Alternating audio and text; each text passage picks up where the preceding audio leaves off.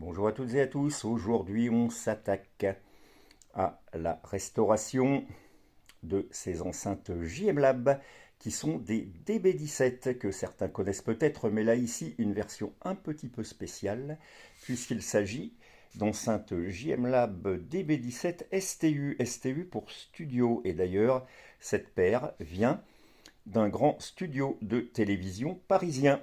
Donc ce sont des enceintes qui sont destinées en priorité au monitoring. Donc ça rentre ici en XLR. Une petite plaque d'identification avec numéro de série. Une structure massive en bois, plaquage et lac noir.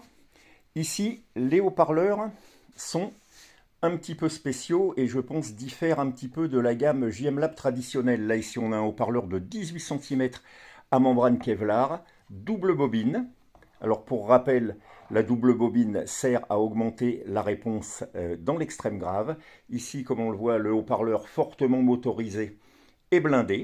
Le tweeter également est une version un petit peu spéciale que je n'avais rencontrée nulle part ailleurs. Et c'est en gros un T120 ou un T121K, donc avec dôme au Kevlar. Haut-parleur qui a été très difficile à restaurer en raison d'un montage un petit peu spécial. Lui aussi est blindé. Là ici, nous avons affaire à une version amplifiée. Donc là, vous voyez le détail de l'amplificateur à l'intérieur. Montage en basse réflexe. Au passage, certaines enceintes sont sorties en version passive. Alors, qu'est-ce qu'on peut dire de ces intéressantes enceintes? Alors, quant à leur emploi en monitoring, je ne sais pas. Par contre, en hi-fi, je peux vous assurer que ça marche très bien avec une scène sonore et un rendu dans le grave assez étonnant.